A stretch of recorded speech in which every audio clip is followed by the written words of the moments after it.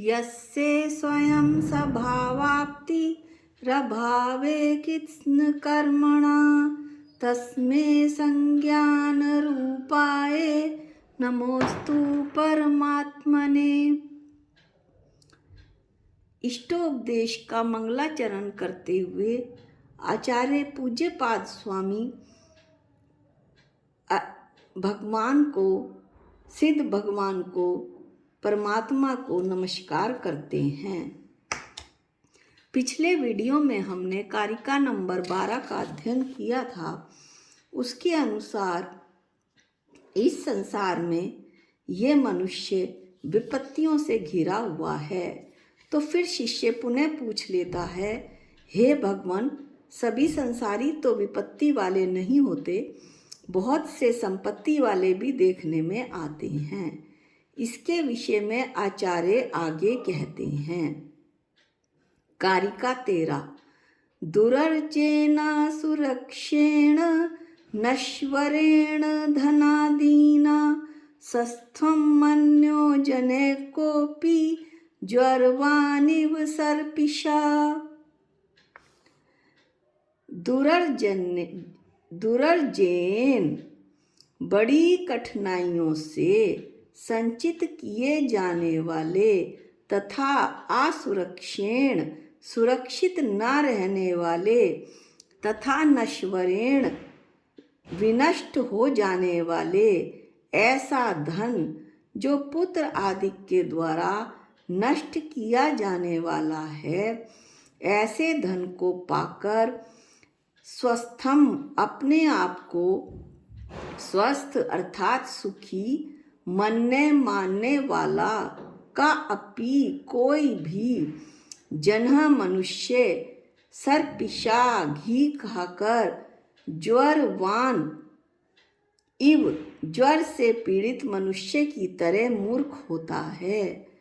सरल अर्थ ऐसे होगा कि बड़ी कठिनाइयों से संचित किए जाने वाले तथा सुरक्षित न रहने वाले तथा नष्ट को प्राप्त होने वाले धन को पाकर यदि कोई व्यक्ति अपने आप को स्वस्थ और सुखी मानता है, तो वो तो उस मनुष्य की तरह मूर्ख है जो कि बुखार में घी को खाने से अपने को स्वस्थ और सुखी अनुभव करता हो।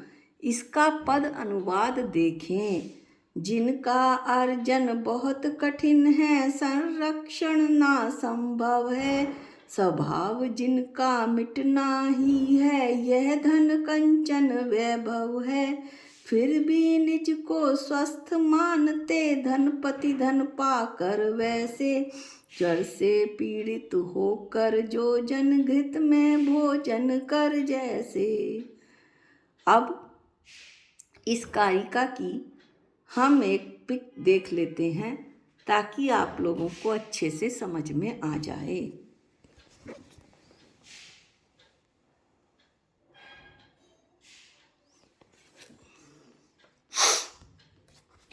अब इसमें प्रश्न उठता है, लेकिन संसार में पैसे वाले तो सुखी ही दिखते हैं। तो ये कहा जाता है कि ये हमारी भ्रांति है। जिसके पास पैसा नहीं उसे सब पैसे वाले बड़ी सुखी लगते हैं, लेकिन किसी पैसे वाले से बात करें तो वह दुखी दुख गिनाता है। एक प्रसंग पंडित रतनलाल जी बेनाड़ा जी अपने प्रवचन में कहते थे कि टाइम्स ऑफ इंडिया के वाले अशोक साहू जी के साथ बेनाड़ा जी को ट्रेन यात्रा करने का अवसर मिला। रात हुई, बेनाड़ा जी आराम से लेटे हुए थे। उन्होंने देखा कि अशोक जी ने दो गोली निकाली और अपने मुंह में रख ली, 2 टैबलेट निकाली और अपने मुंह में रख ली। बेनाड़ा जी ने पूछा, आप क्या खा रहे हैं?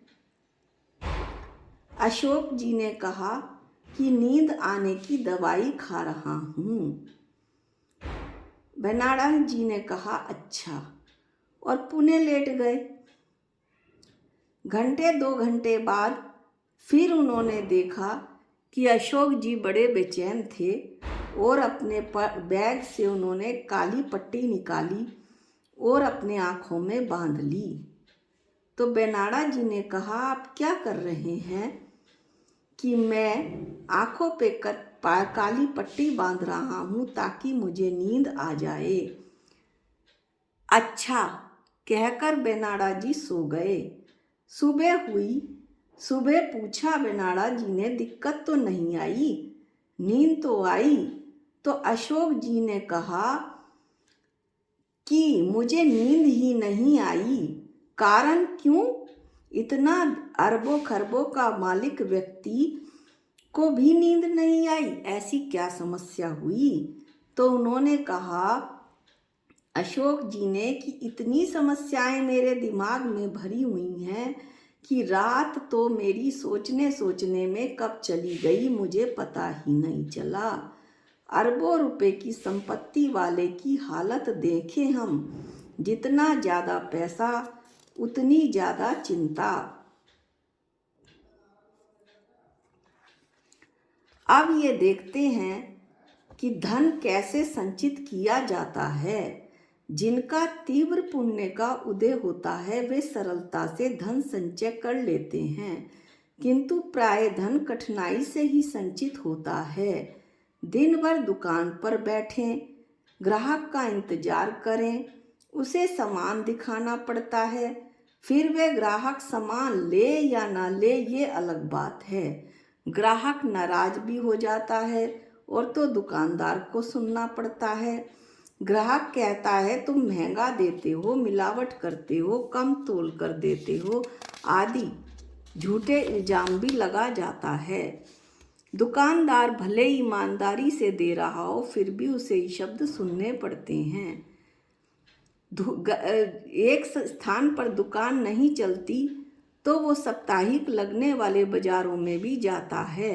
गर्मी के दिनों में धूप की पीड़ा को सहन करता है, ठंड के दिनों में ठंड की पीड़ा को।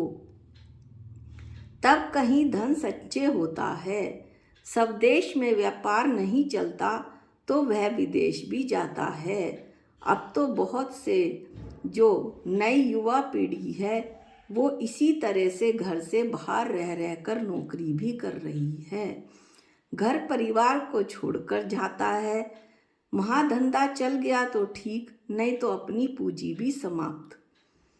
जब ज़्यादा ग्राहकी चलने लगती है तब भोजन किए बिना ही धन संचय करता रहता है और भी अनेक कठिनाइयों से वह धन को संचय करता है।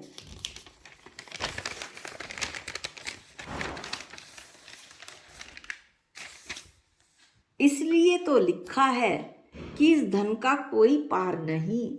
जब आवे संतोष धन, सब धन धूरी समान। सुख संतोष में है, पैसे में नहीं। संतोष है तो आनंद है और संतोष नहीं तो आनंद नहीं। तो क्या पैसा सुख का कारण नहीं है? अगला प्रश्न होता है। तो क्या गृहस्थ को अपने पास धन नहीं रखना चाहिए? तो इसके जवाब में ये कहा जाता है कि गृहस्थ को अपने पास धन अवश्य रखना चाहिए, लेकिन गृहस्थ की जो के पास धन की अधिकता भी, किसी के पास भी धन की अधिकता भी अच्छी नहीं है। कहा भी है, साईं इतना दीजिए जामे कुटुंब समाए, मैं भी भूखा ना रहूं साधु ना भूखा जाए। गृहस्थ के पास धन ना हो तो गृहस्थ कोड़ी का, और मुनि के पास धन हो तो मुनि कोड़ी का। गृहस्थ के पास धन होना चाहिए पर धन की अधिकता अच्छी नहीं।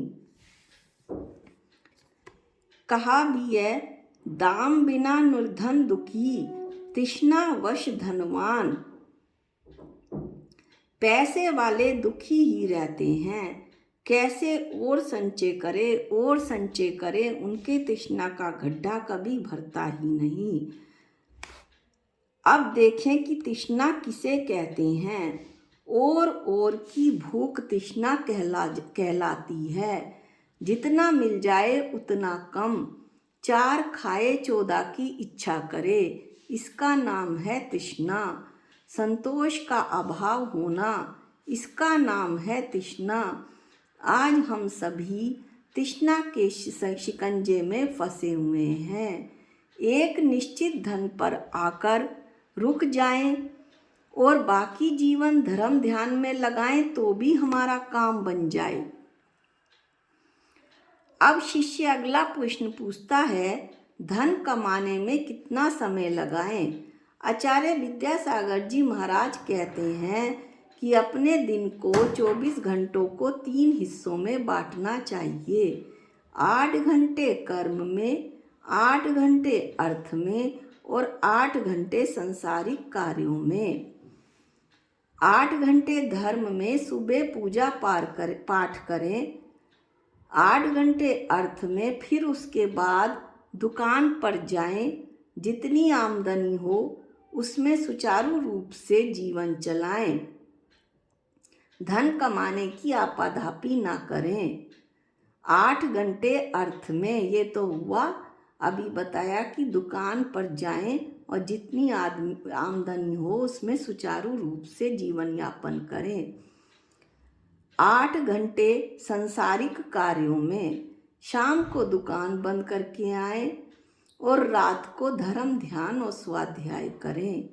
यह जीवन का सदुपयोग है, अन्यथा सामान ढोने वाले ढोर की तरह हम हो जाएंगे और फिर इतना धन किसके लिए कमाना। पूत कपूत तो क्या धन संचय और पूत सपूत तो क्या धन संचय। यदि धन में सुख होता तो चक्रवर्ती अपनी संपदा को क्यों छोड़ते। जो संसार विषय सुख होता तो तीर्थंकर घर क्यों त्यागें। वस्तु को छोड़ने में सुख है, पकड़ने में नहीं। धर्म की प्रवृत्ति हमारे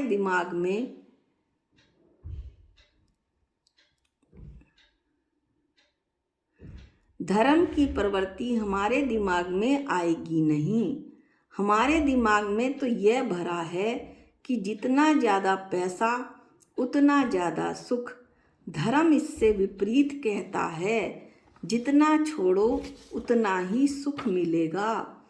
अब देखें किन किन कठिनाइयों से धन की रक्षा होती है। धन की रक्षा अनेक कठिनाइयों से होती है।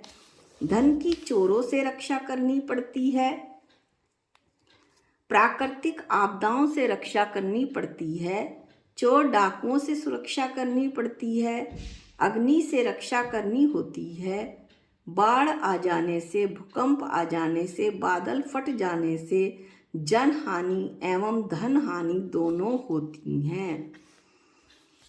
इसलिए कहा है कि पैसे से अपने को सुखी मत मान। इस पैसे के लिए हमें अपना पूरा जीवन नहीं गुजारना है। हमें जो मनुष्य भाव इतनी कठिनता से प्राप्त हुआ है, इसमें अपने समय को पूजा धर्म ध्यान में लगाना है ताकि हमारी ये मनुष्य प्रियाएं सफल हो। आज के वीडियो में इतना ही। अगला वीडियो हम अगली कक्षा में लेंगे। जा वाणी के ज्ञान से सूझे लोकालोक, जो वाणी मस्तक नमो सदा देतु हूँ धोख। हे जिन वाणी भारती तो है जपूं दिन रैन, जो तेरी शरणागते वो पावे सुख चैन। सबको जय जिनेंद्र।